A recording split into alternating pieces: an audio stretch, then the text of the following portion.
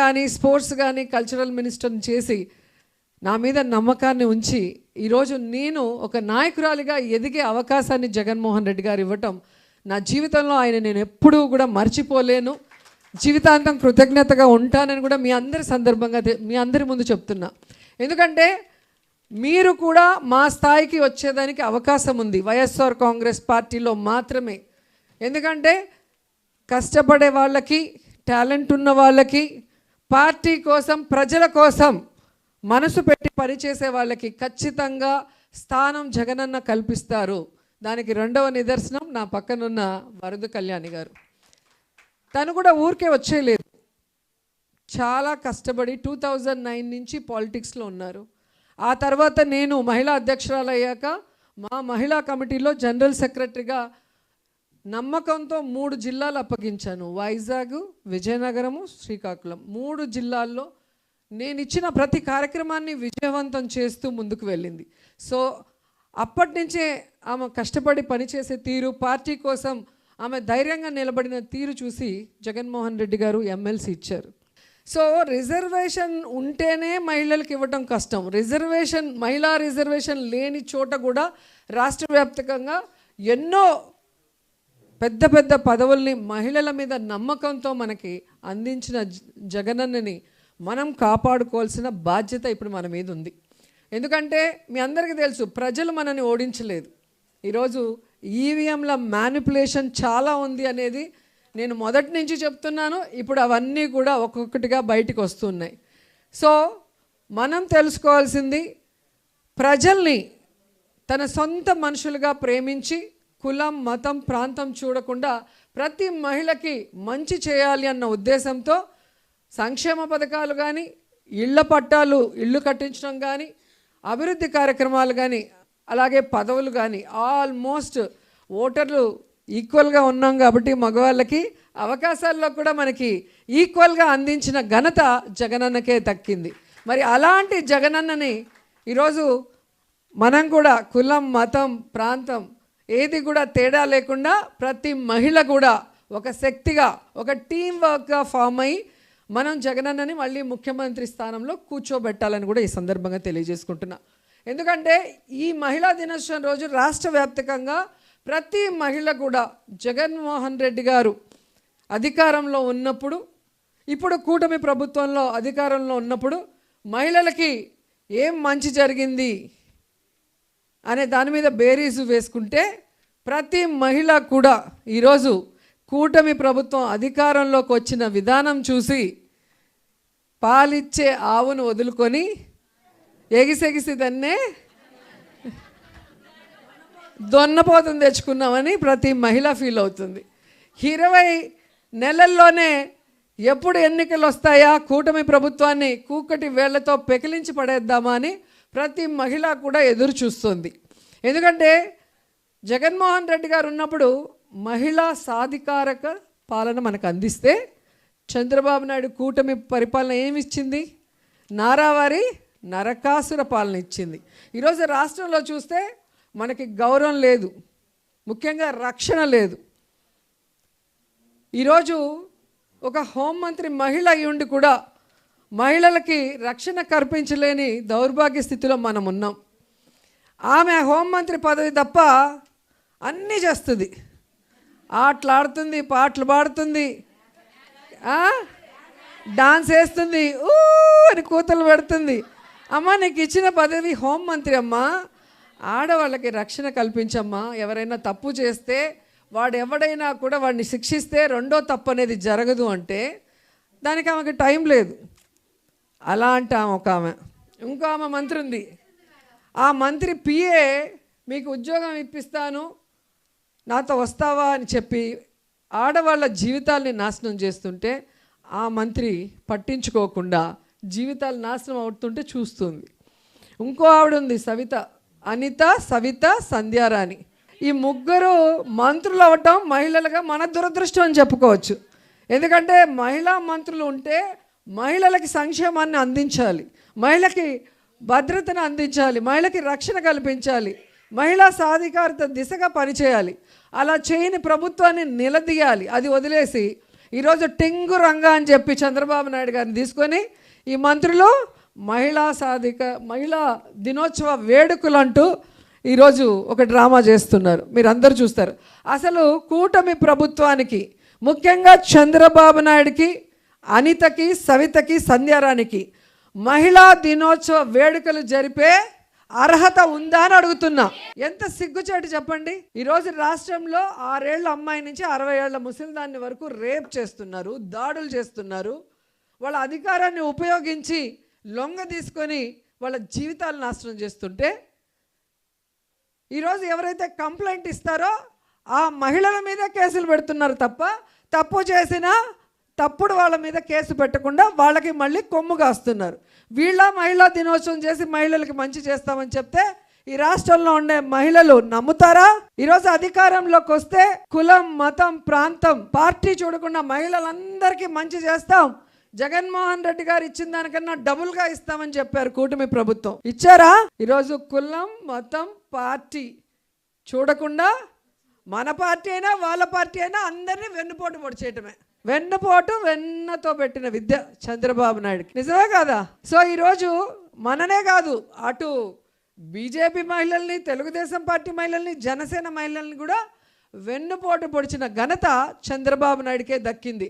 అలాంటోడు ఈరోజు మహిళా దినోత్సవ వేడుకలు జరుపుతున్నారు అంటే ఎంత సిగ్గుచేటో ఒకసారి మనం అందరం కూడా ఆలోచించాలి. అడుక్కున్నాడు, నాకు ఒక్కసారి కొట్టేసి గెలిపిరా, ఒక్క ఛాన్స్ అని పవన్ కళ్యాణ్. ఒక్క ఛాన్స్ ఇస్తే ఆడవాళ్ళ తలరాతలు మార్చేస్తా, కనిపించకుండా పోయిన 30,000 మంది ఆడవాళ్ళని తీసుకొచ్చేస్తా, తర్వాత మన వాలంటీర్లు, నా అక్కా చెల్లెళ్ళు అందరినీ 10,000 పెంచి మిమ్మల్ని అందరినీ దీవిస్తా అన్నాడు.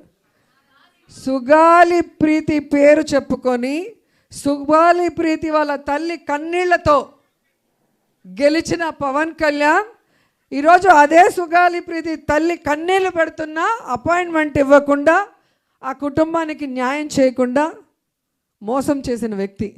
తెలుగుదేశంలో జరిగిన ఇష్యూని, సుగాలి ప్రీతి ఇష్యూని మన ప్రభుత్వంలో తీసుకొచ్చి అంత ఇష్యూ చేశాడు. ఆ కుటుంబానికి జగనన్న న్యాయం చేశాడు కానీ పవన్ కళ్యాణ్ న్యాయం చేయలేదు.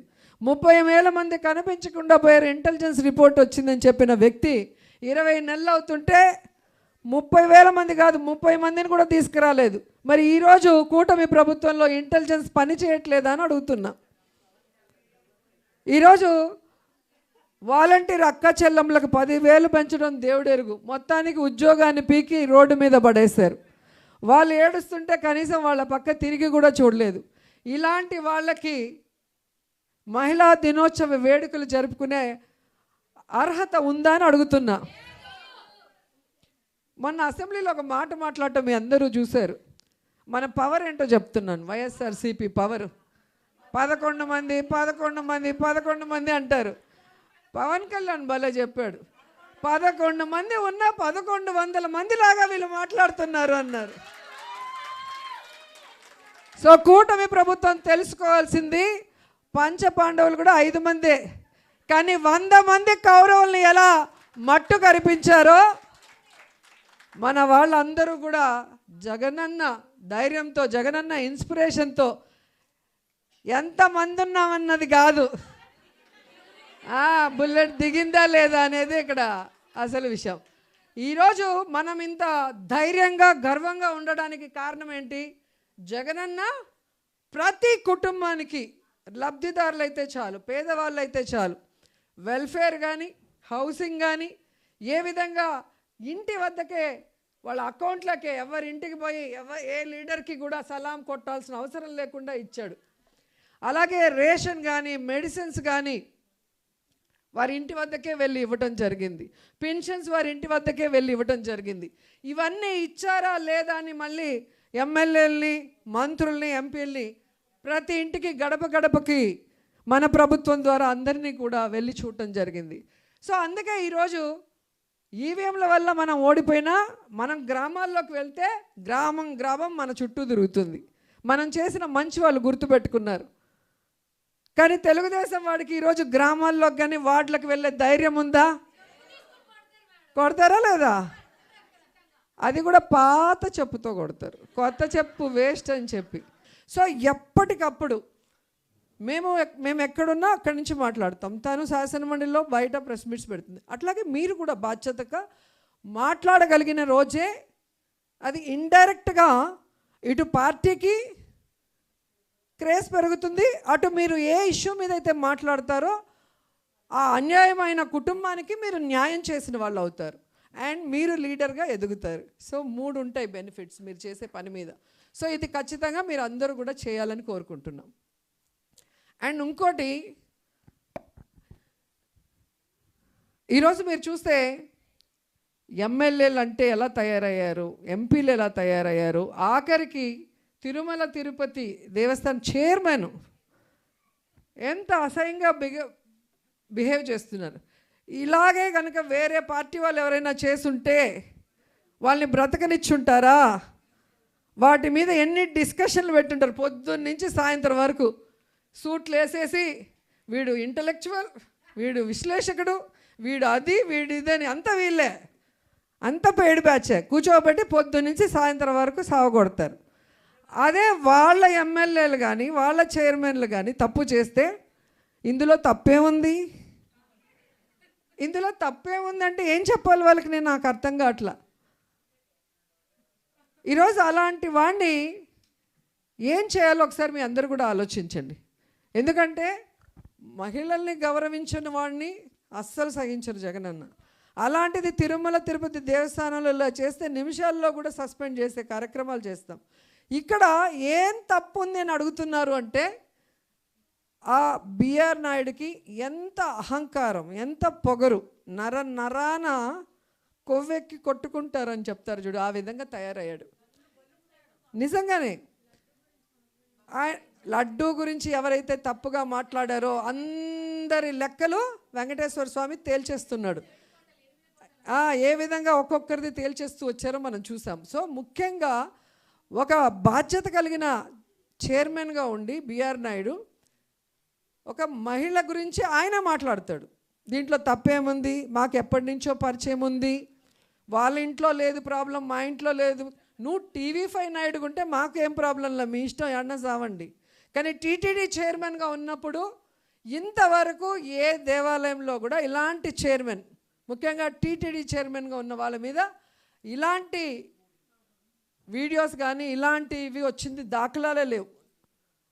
సో ఈ రోజుటికైనా ఆయన్ని రిజైన్ చేయించండి అంటే చంద్రబాబు నాయుడు చెప్తేనే నేను చేస్తాను. అదే అంటున్నా, ఆ ఆడియో నాయుడు, ఈ వీడియో నాయుడు ఎప్పుడు మాట్లాడుకుంటారో ఎప్పుడు చేస్తారో తెలియదు. ఇలాంటి విషయాలు వచ్చినప్పుడు మనం అందరం కూడా గట్టిగా పోరాటం చేయాలి. ఇప్పుడు మేము ఒక్కరమే చేస్తే అది అవ్వదు. సో జగనన్న మళ్ళీ ముఖ్యమంత్రి అవ్వాలి, ఈ రాష్ట్రంలో మహిళలందరూ బాగుండాలి అంటే ఆ మహిళలకి ప్రతినిధులైన మనం అందరం కూడా ఇక్కడ రాజకీయాల్లో ఉన్న వాళ్ళం ధైర్యంగా పోరాడాలి.